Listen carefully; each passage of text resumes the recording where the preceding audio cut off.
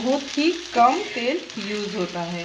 तो प्लीज़ ज़रूर ट्राई कीजिएगा। एंड अगर आप जो भी हमारी रेसिपी ट्राई करते हैं प्लीज़ हमें फ़ीडबैक दिया करें, ताकि हमें पता चले कि आप हमारी रेसिपीज़ ट्राई करते हैं।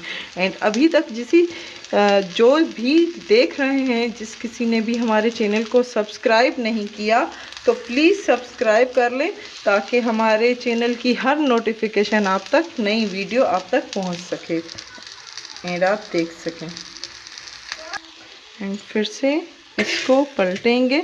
ये देखिए यहाँ से भी हमारे पक चुके हैं एंड माशाल्लाह से कलर भी बहुत ही प्यारा आया है।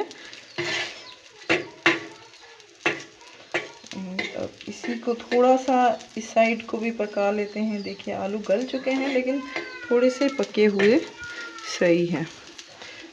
5 मिनट के लिए ऐसे छोड़ देंगे।